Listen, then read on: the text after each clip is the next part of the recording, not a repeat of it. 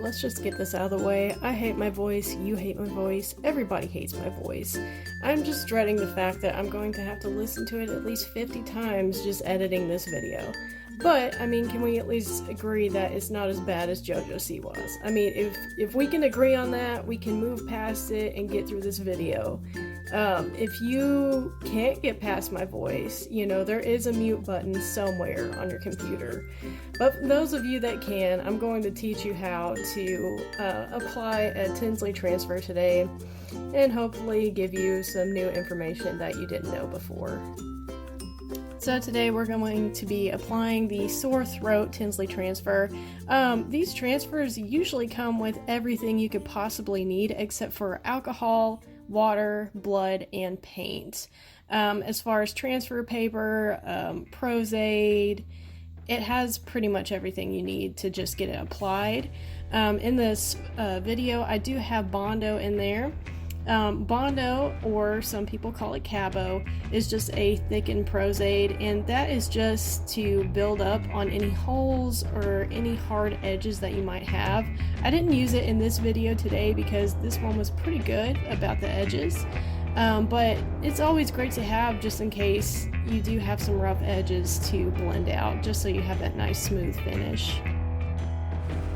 So after you remove the prosthetic from the box, you're going to peel off the back of it. The back is actually your transfer paper. It took me so long to figure this out because I knew there was transfer paper in there, but I didn't know where it was at, and it doesn't really tell you. So the backing of the prosthetic is the transfer paper. And when you peel that off, you want to make sure the sticky side is facing up and you are not touching the sticky side with your fingers. After you have the sticky side facing you, you're going to place that right down onto the top of the prosthetic. So the prosthetic is already out of the box facing you. That sticky side is going on top of the prosthetic, as you see in the video.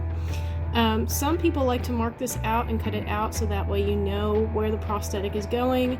For this one, I wanted to keep the full paper just because it's going on my neck and that's going to cover the full area, and I know how it's going to line up by the size of the paper.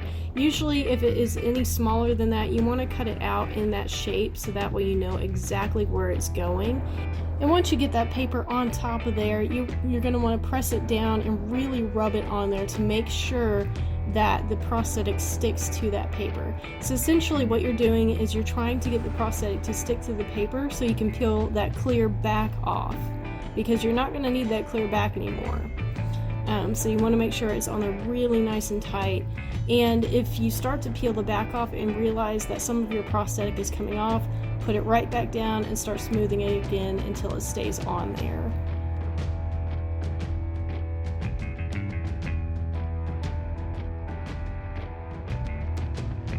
When you rub it down, you just kind of want to do a patting motion. You don't want to really try and move the paper too much, or else the entire prosthetic will get boogered up, and you don't want that.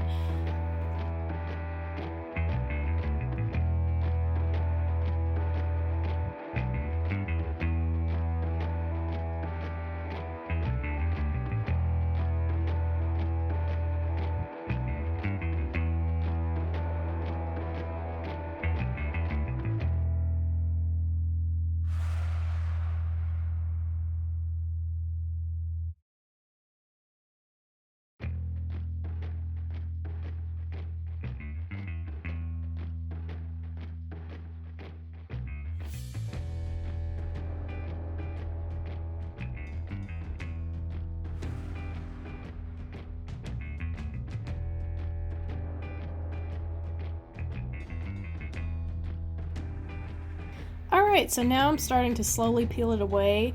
I'm checking to see if any of the prosthetic is coming up. There's a couple times where it is starting to come up. So I slowly put that back down and then add more water. Eventually with this one, I realized I should have just started with the other side, and I go for that side. If you have that problem where one side just keeps peeling up, and the water's not helping, try a different side and just go as slow as possible.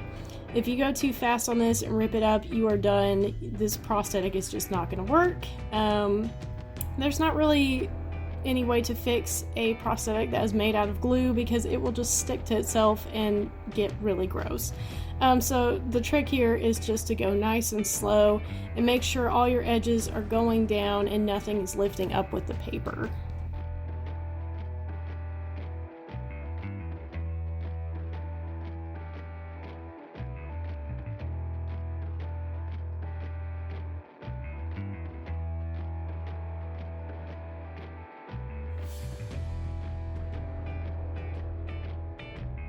After the paper is fully removed, I'm going to go in with a Q-tip soaked in 99% alcohol and just slowly roll away the edges. This rolling motion will greatly help on the edges coming out and away instead of rolling back in and pulling more up. Always roll away from the prosthetic. You never want to go into it because you can go too far and take away too many edges, or it can roll on itself and start to peel the entire prosthetic back up. You're going to go around the entire prosthetic and do this process until all the edges are completely blended. There are a few spots where I went a little bit into the prosthetic just to make it a little bit more seamless. Most of the times that is when you would go in with Bondo if you go too far.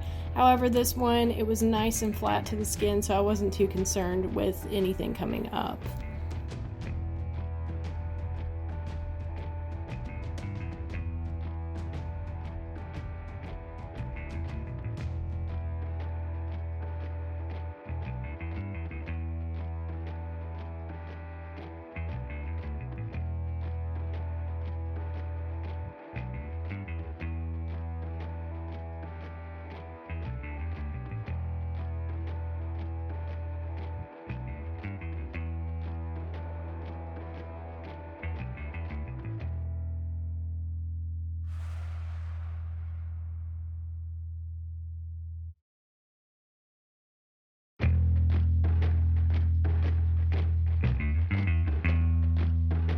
Alright, so now once you have all those edges blended away, we're just going to go in with some translucent powder and powder all the edges and make sure we get rid of that shine and stickiness.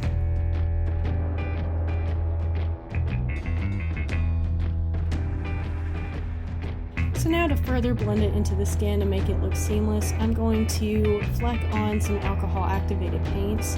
The way you fleck is you just cut down a chip brush to an angle and you put your thumb on it and bring it back. So you're kind of doing a spatter effect, only a little bit lesser than that.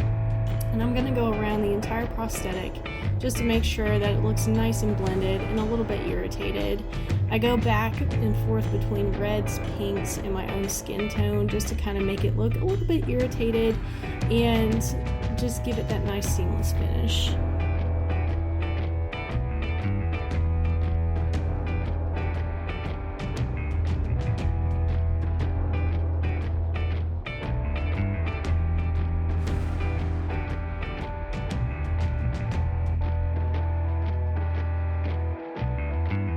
And then I'm going to go in with a detail brush with different shades of red and just go straight into the meaty parts where the skin has been ripped away and make it look bloody.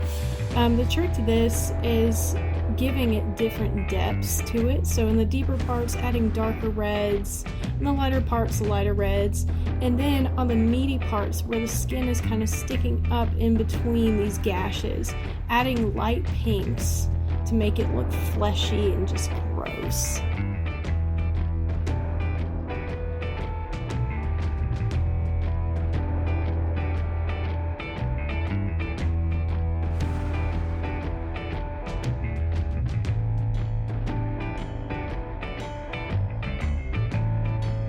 Okay, now the fun part, blood. I am using Ben Nye's Aged Dark Blood. This is a very thick gel. It's not going to give you any running. It's just going to stay in place. If you do want to have a running blood, but you have a thicker blood, just add some dish soap to it. And it'll give it a lighter consistency, so it'll give it a nice flow. However, I did want this to stay in place, so that is why I'm using the thicker blood. So the blood that I just used is mouth safe, so that means you can get it all over your teeth. You obviously don't want to swallow a bunch of it, but if you just dab it on your teeth, it's cool. I just applied that all over my face to make it look like I was tearing someone's throat out or something. I don't know. There you go, it's a vampire. If you made it this far, thank you for watching. Thank you for putting up with my horrible voice. I hope you learned something today, and I hope this is helpful. So, it's not Halloween, but you can just go out and scare random people or go to a grocery store and, hide behind shelves and stuff. Just don't get arrested, alright? Nobody wants to do that. I'll catch you in the next video, if you can still make it to the next video. Okay, bye.